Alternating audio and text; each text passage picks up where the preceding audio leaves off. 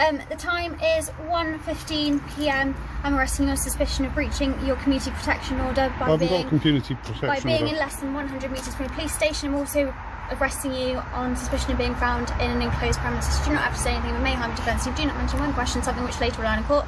Anything you do say may be given evidence. Do you understand what that means? Welcome to Breakdown, the place where we expose misconduct, unpack police and legal insanity, defend your rights, and push for real accountability. Today's story is shared with us by Brett Chamberlain. So don't forget to check the link below and subscribe to his channel because he deserves full credit for bringing this unbelievable moment to light.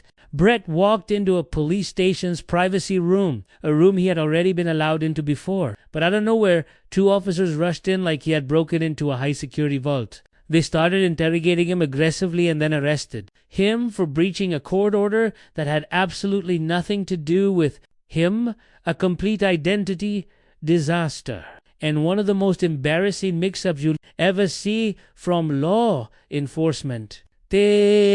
Twist. Brett turned their mistake into one of the biggest payouts ever discussed on this channel, proving that sometimes the system writes its own punchlines. Out of here because this isn't public access in here. Yeah, but I'm in conversation with her. I know, but this isn't a public access area, so you can just head out into here for me. I'm in the middle of a conversation. This is so that I can have a private conversation. Yeah, but I'm having a private conversation with him. Okay, you're not at the minute though, so if you could just head out on here because this is a private room. Thank you very much. Sure. Right. What's your name again, sorry? As I said, Tony. Tony and Lucy, was it? Yeah. All right. Correct. And you're 8013. 7536. And you want to know how I managed to get through there? Yeah. Why are you so curious about that? See, are you not going to tell us? I mean, area. ultimately, we can look at the cameras. If you can tell us, that would just be quicker for everyone involved, wouldn't it? Well, I don't see what I need to tell you. Okay, well, we'll wait. Why are you so curious about that then? Because it's a locked room, that's all.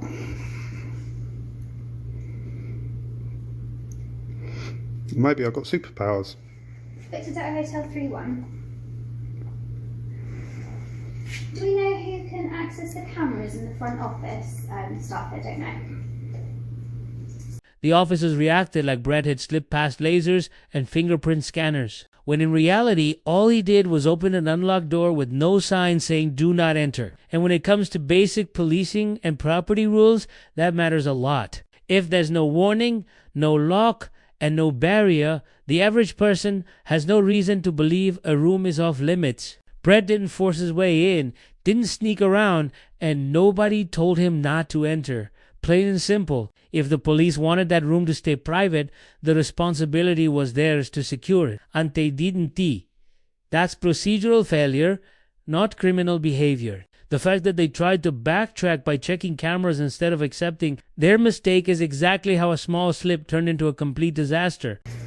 Have you just come out of custody? No. No. Well, I did go and see custody. You want to go see her? Yeah, I was just having a look round. Did they help you? Well, she opened the door for me. But I was having a look round. Right. Yeah. But Somebody from custody can do that. Yeah. And they're going to come across. Oh, okay. Oh, lovely. All right. Thank you. Is the gentleman giving you his name or? No. He says he was in the middle of a conversation with you. Yeah, you can continue your conversation. That's fine if you wanted to. no, that's all right. I think we pretty much covered it. Enjoy their conversation. Thank you very much. Do you need to know his name or? I think we just need to make sure that this door is secure. That's really Yeah. because Well, you're not committing any offences, so we just No. need to make sure that the door is secure. That's all. I wonder if it's just been left slightly. But that's just a private room, isn't it? So you can have a private conversation rather than having a public one out Get here. into it, were you? Sorry. No, it wasn't. Can you get in? No. Investigating it. Really?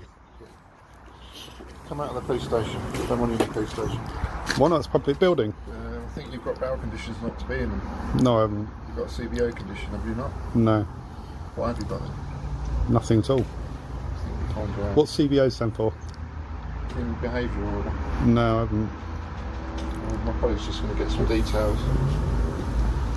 And we'll work it out from there. How are you not, how can I not be allowed to go in a police station then?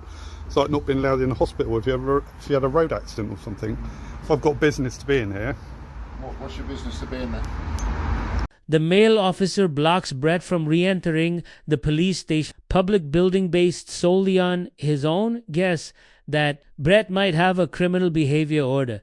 He didn't wait for confirmation, didn't check the details first. He simply acted on a hunch and treated it like proven truth. You can't deny someone access to public services based on a feeling, especially when Brett was clearly explaining that he was there to speak with a specific officer he had already been dealing with. A criminal behavior order isn't some casual label. It's a serious court-issued order that restricts a person's movements and actions after a conviction. You don't assume someone is one you need to be absolutely certain, because being wrong means illegally stripping an innocent person of their rights. What's your business to be in there? Well, I have got business to be in there. What's your business? I'm inquiring and following up about an illegal arrest. Oh yeah? Yeah. Okay, well that remains to be seen, doesn't it? What, as to whether it was illegal or not? What, as to whether it was illegal or not?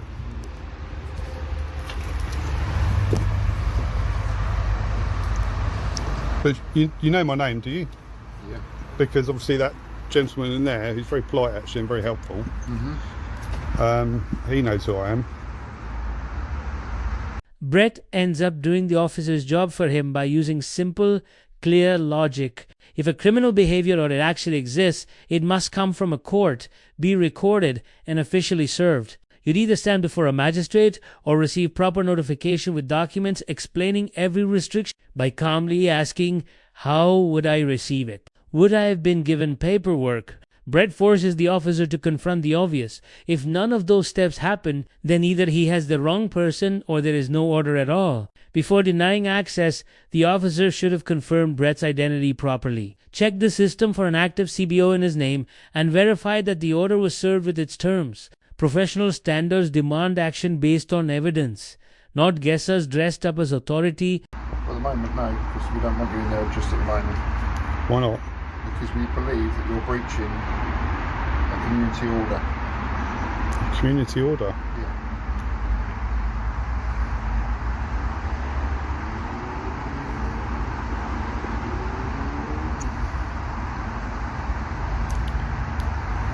How else would the community order work then? So, for example, would it be for like antisocial behaviour or?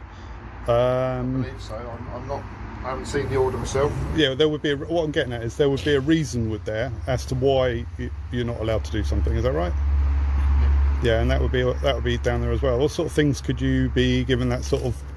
There's a multitude of things. Oh, go on. These are what I'm interested in. Oh, yeah. Hello. Can I just confirm your name is Julian? Some people call me that, yeah. Okay, fine. Julian, the time is 1:15 p.m. I'm arresting you on suspicion of breaching your community protection order I haven't got a community protection by being order. in less than 100 metres from a police station. I'm also arresting you on suspicion of being found in an enclosed premises. You do not have to say anything that may harm defence. You do not mention one question, something which later will lie in court. Anything you do say may be given evidence. Do you understand what that means? Yeah. But When the officer asks, your name's Julian, and Brett casually responds, some people call me that. That should have been her moment to slow down and verify his full legal identity, proper spelling, date of birth, and the standard checks every officer is trained to do. Instead, she treats a nickname like it's an official record and goes straight for the arrest. It's a major breakdown in procedure, and the charges she piles on only make it worse. She accuses Brett of breaching a community protection order and then adds a charge of being found inside enclosed premises, a claim that falls apart almost immediately based on her own statements. I think we just need to make sure that this door is secure, that's really... Yeah. Because you're not committing any offences, so we just No. need to make sure that the door is secure, that's all. I wonder if it's just been left slightly... But that's just a private room, isn't it? So you can have a private conversation rather than having a public one out Let here. into it, were you? Sorry? No, it wasn't.